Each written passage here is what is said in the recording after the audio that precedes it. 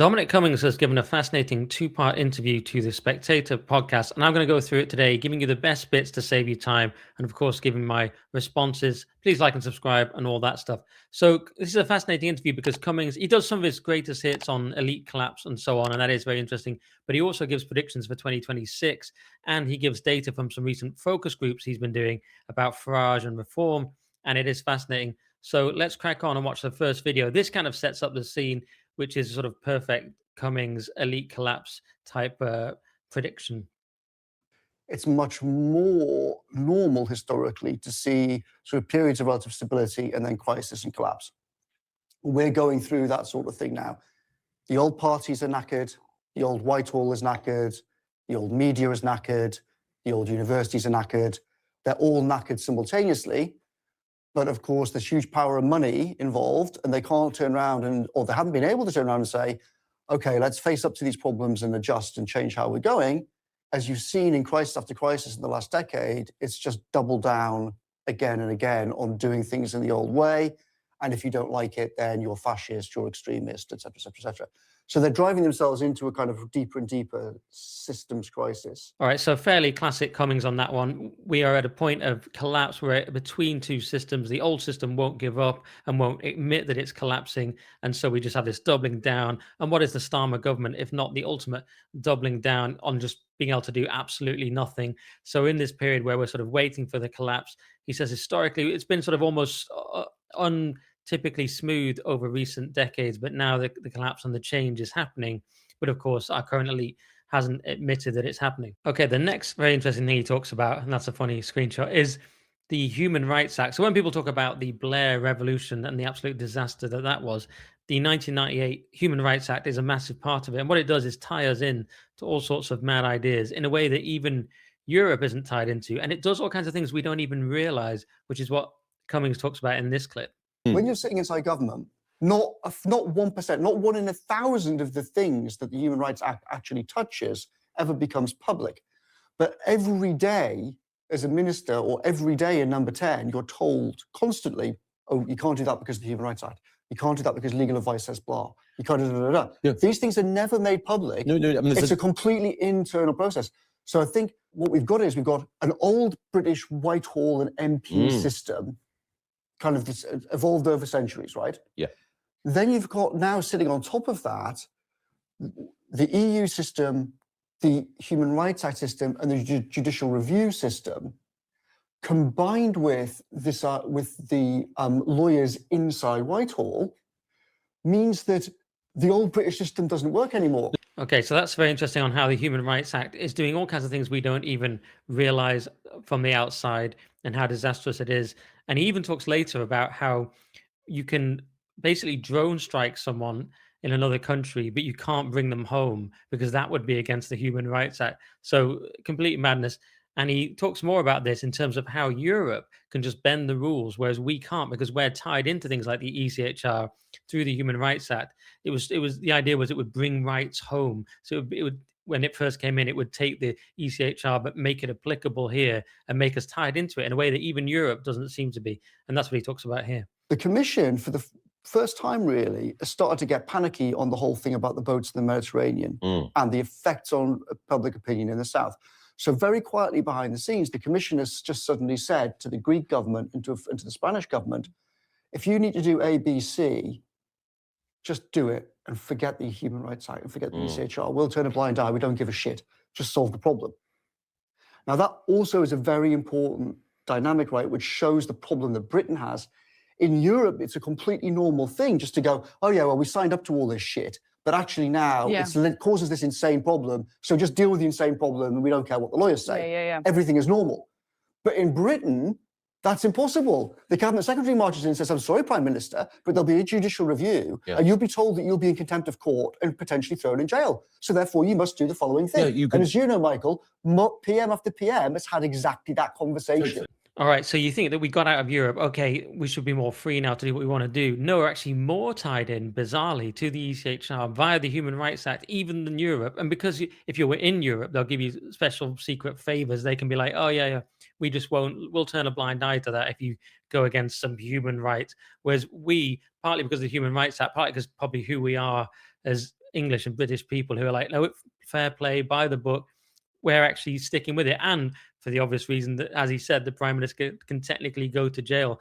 Not that it would probably happen, but no Prime Minister is going to risk anything like that. So that is the absurd position we are in with regard to the Human Rights Act. Okay, this next one is back to his classic theme of elite talent, why we don't have any talented people in our top positions in politics anymore when we did in the past. What's the big difference between the Westminster of Whitehall of 1800 and now?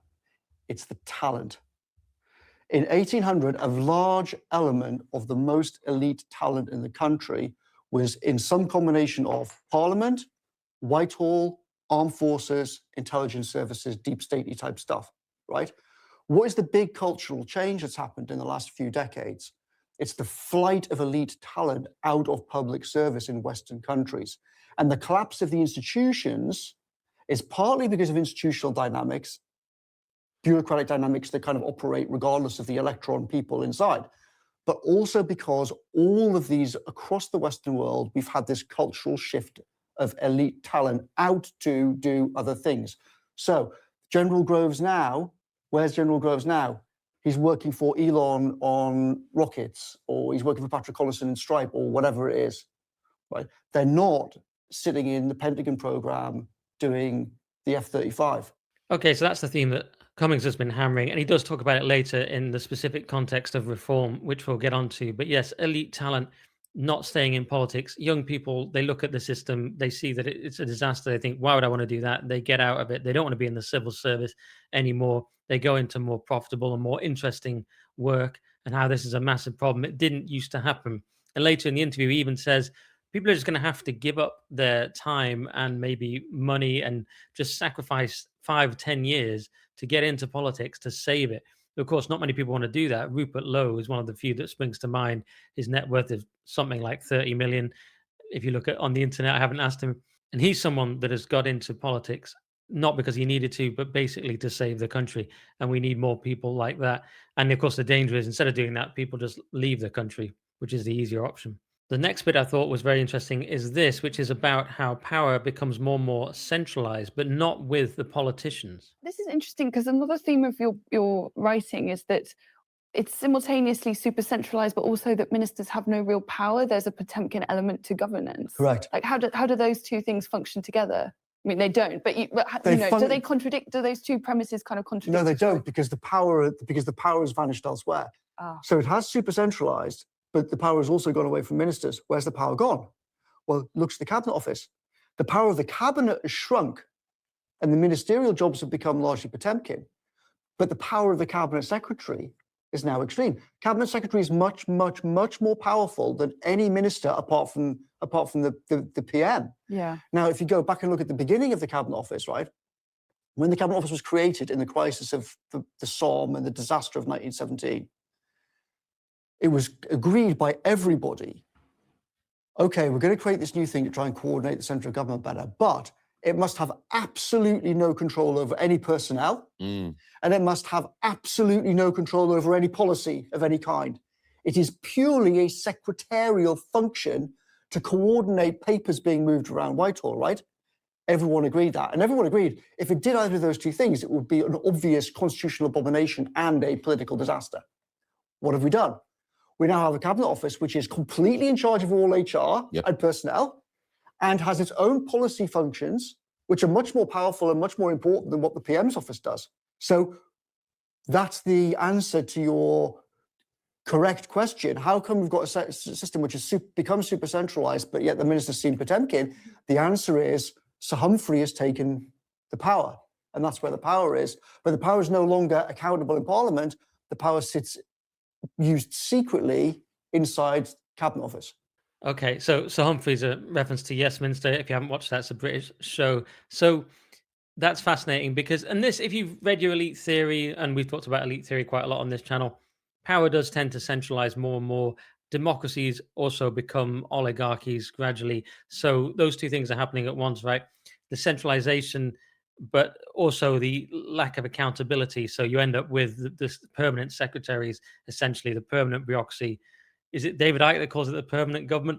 You end up with the permanent government, power in the hands of a few people, and we don't even know who they are, the cabinet secretary. Often we don't even know their names, but these, as Cummings always says, are the most important people in the country. You just don't know it, and they have more power than anyone except the prime minister.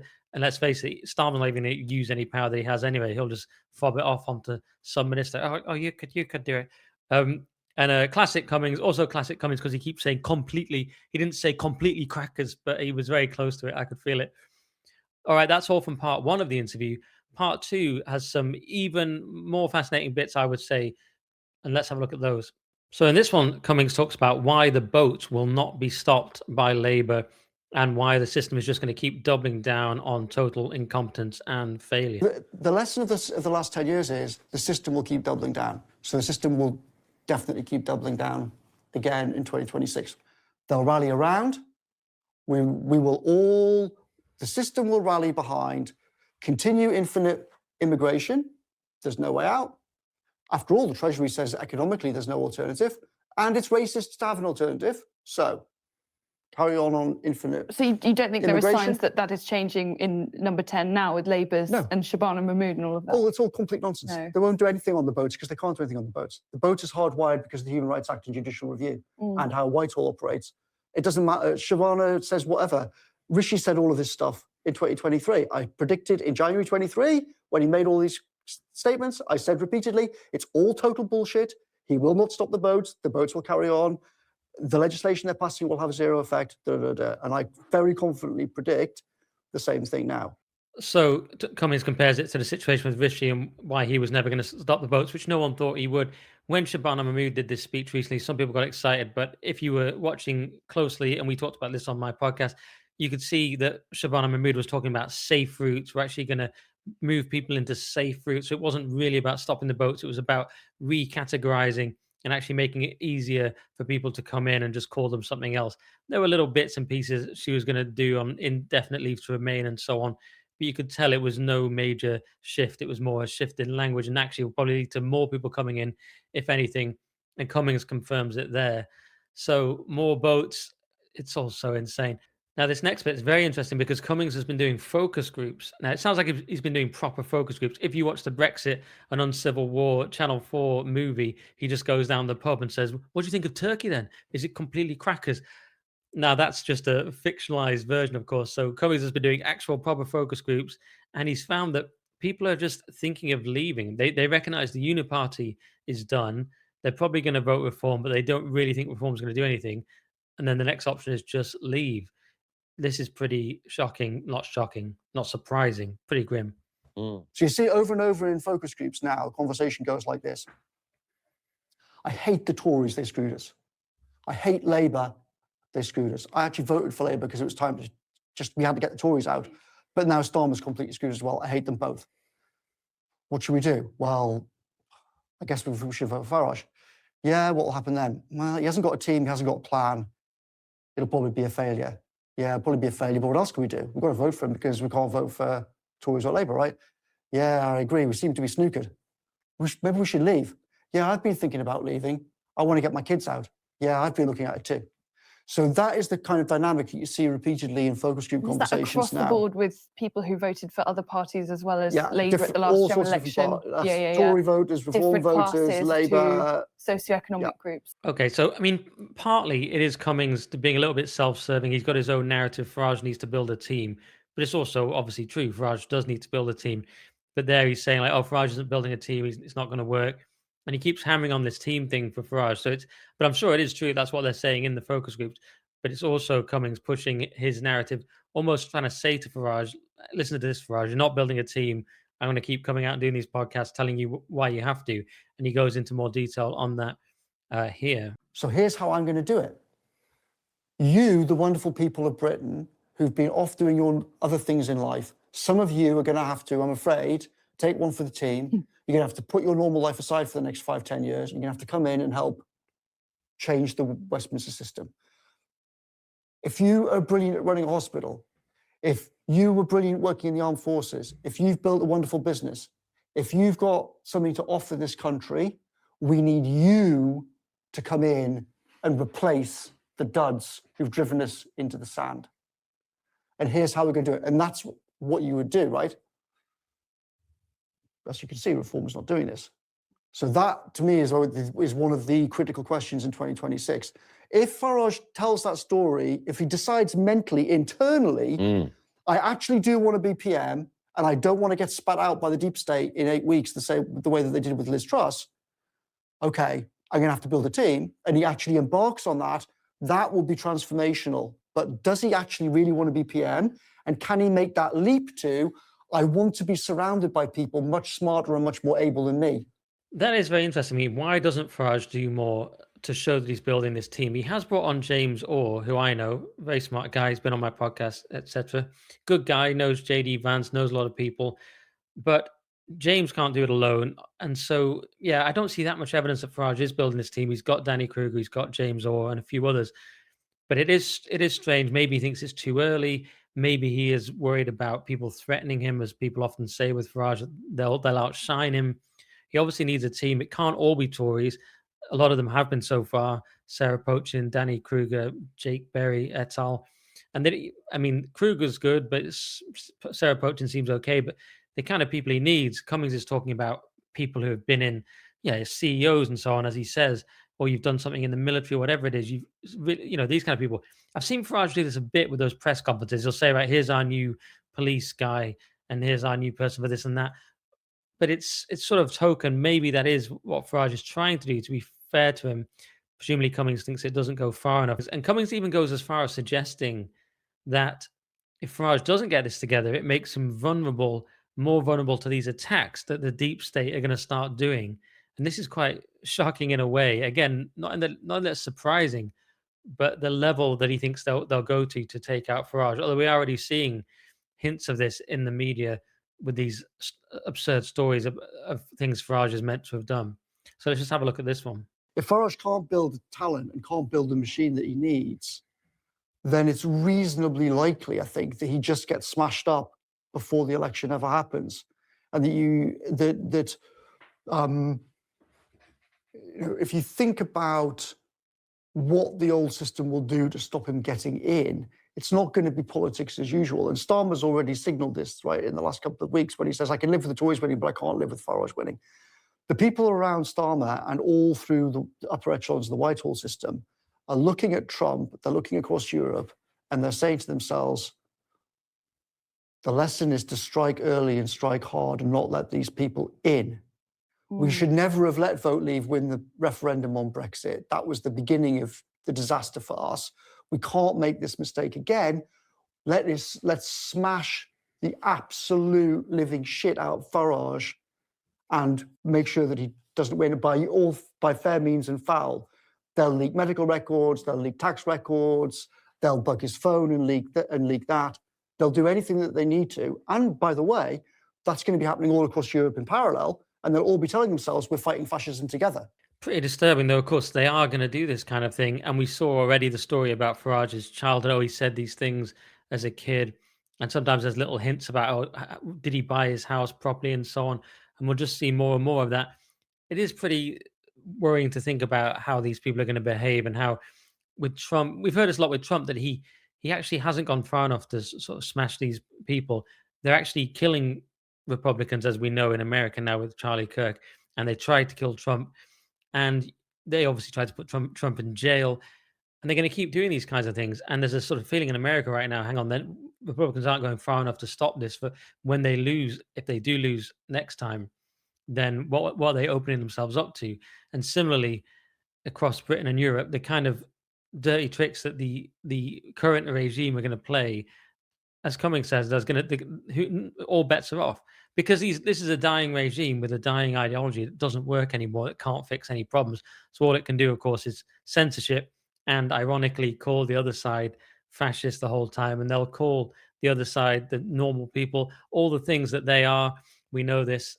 The more authoritarian they get, the more they'll accuse the other side of being authoritarian. And pretty chilling. So Farage has some real enemies. And we saw them do it to Elon Musk, didn't we? As soon as he became political, he was suddenly Hitler, and we saw the attacks on his cars and so on, all these things that seem quite coordinated. So look out for coordinated attacks on Farage is the message there. But I mean, the one good thing is people have become wise to this. So now when we see it, everyone just goes, yeah, whatever, we don't care. Farage did that, fine, cool, shut up. We really don't care. a certain percentage of the population will care, but they're probably going to vote for Labour type parties anyway. But of course, it can put off the person. It's a horrible thing to be attacked like that. It can put off someone to actually want to do it. Like Musk, he was talking about, wow, do you even want to go into politics when this is the kind of thing they do to you? Presumably, Farage will soldier on, but you can see it. You can see it affecting him, and who wouldn't it affect if they're going to bug your phone? Crikey. So while we're on party politics, he says something quite interesting about Labour. The only person in Labour he could see being any good as a leader is someone you might not have even heard of, which is Al Carnes, who's a former Royal Marine, and you never really hear about him. But Cummings is saying he's one of the few people that has any actual competence in Labour. So I know close to zero Labour MPs. Yep. There's one Labour MP who I worked with in government because of his role then, and that's the current Armed Forces Minister, Al Carnes. So I had some dealings, professional deal, not political, obviously, because he was working in the armed forces at the time when I was in government. I had dealings with him. He obviously comes from a certain background and understands about building a team and could do certain things that most MPs couldn't do. However, I think there's no chance that he's going to get put in. Labour were going to put in Miliband or Rayner or someone on the left because they just want a left person to do left things.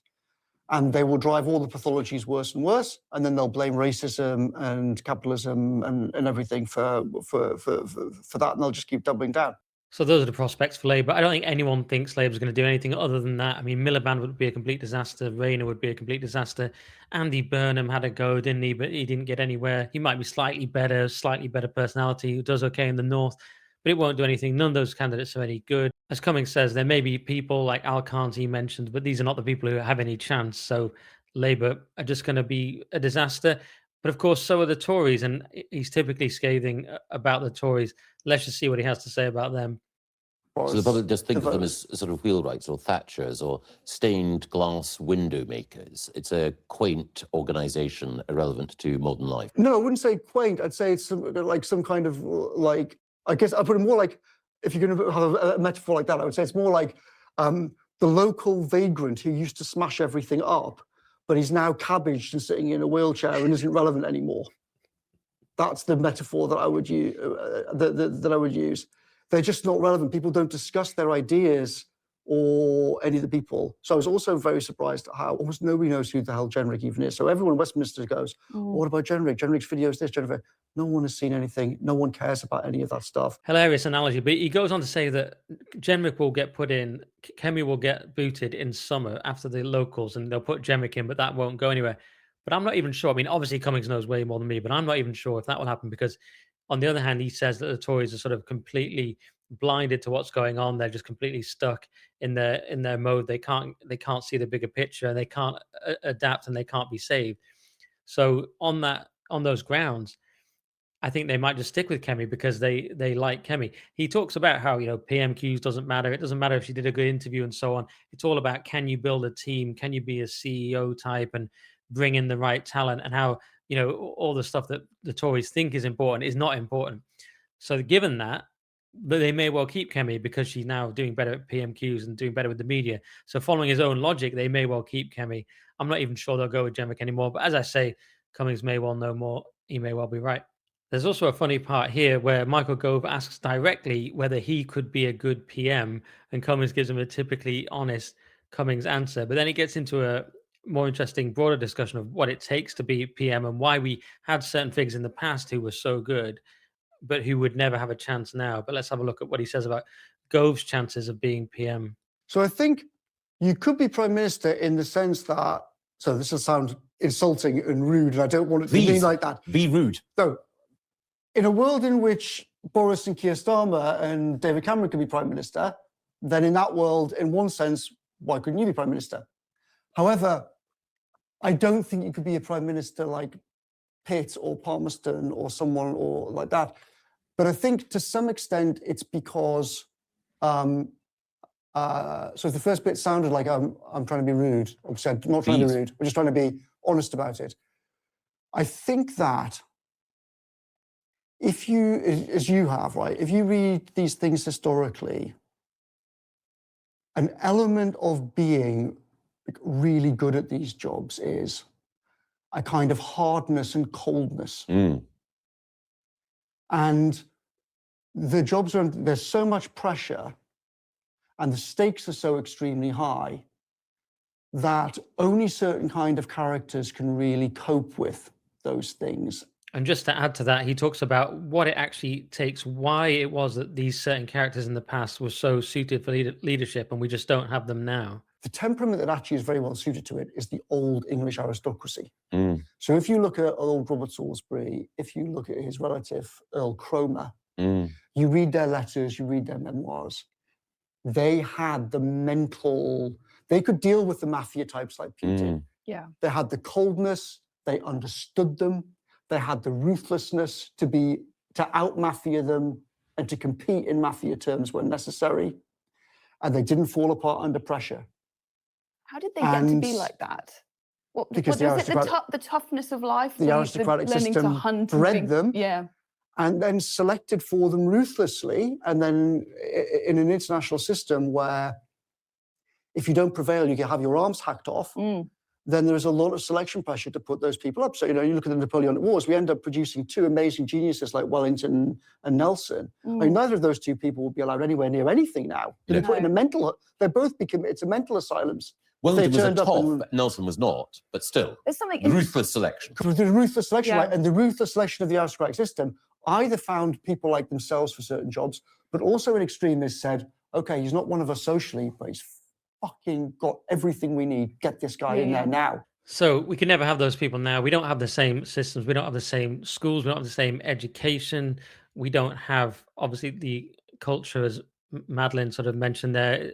In general, things are not as tough. I mean, if you read like the biography of Enoch Powell, the insane amount of walking he did and slept on park benches and stuff. I mean, in general, there seems to be a much tougher nature to those people. Of course, these were people fighting in World War II, and I read a lot about Tolkien and fighting in World War I and so on. That whole generation, it is a different generation, different level of schooling, and as Cummings said, also relentless selection. When you think about the ideology we have now, it's all about egalitarianism in the schools. I mean, C.S. Lewis is very good on this in Screw Tape Proposes a Toast, which is a sort of short sequel to the Screw Tape Letters. He talks about the egalitarianism of education, which has driven everything to the lowest common denominator. So we were completely different then. It was all about excellence. Who's the best person? It wasn't about DEI, of course. And another thing you could say is it was a far less feminized culture. They sort of vaguely touch on it almost in this interview, but they don't quite say it, which is, this HR culture now. Of course, you couldn't have these type of people. So it's an awful lot of factors combined to get these ruthless leaders. And what we need, as Curtis Yarvin's always on about, this CEO type leader figure, and you just can't get them. And if you could get them, they would be put in a mental home, or Starmer would probably put them in prison, or whoever the new Starmer is. All right, so that is most of it. I'll just play one last clip on the whole Cummings thesis and why our systems are failing, why our elites are failing, and how it's all intertwined. Let's have a quick look. The institutions and the people are just completely interlinked. So you can't fix the institutions unless you bring in great people, but you can't bring in great people unless it's clear that you're going to change the institutions, because great people won't come in and work in the farcical institutions that you've got. All right, so typically interesting Cummings interview. Some things we already know. The elites are completely failing. No one wants to work for them. Talent is fleeing. There's no way of getting talent back unless you really make it your priority and say, right, you've got to give up 10 years of your life, but you have to pitch that story to the nation, get people excited, get them involved, make it a sort of, I suppose, a high status thing to do. He says that Farage is failing to do that, and thus Farage is in a mess, and people are thinking as focus groups, well, is it even worth voting reform, because they're just going to not get anywhere either. Maybe we'll give them a go, but they don't seriously think anything's going to happen, and thus they're thinking about leaving. So all pretty grim in that sense. But I suppose at least one thing he's identifying is that we're in this transitional period and that we need to get a new way of doing things. And obviously Cummings hasn't completely given up on that, but it does sound like he thinks Farage is not going to do that. So I guess it comes back down to who's the next person, and can they do it? Could it be Rupert Lowe? Could it be someone we haven't even heard of yet, or we're not really thinking about in that way yet? I don't know. All right, hope you found that worthwhile. I decided to do it in this format rather than a live stream just to give myself loads more work for some reason, but hopefully it saved you a bit of time. If you like this kind of thing and want all my extra videos I don't put on YouTube, go to nickdixon.net and it's very reasonable to sign up. And I'll see you very soon. Happy New Year.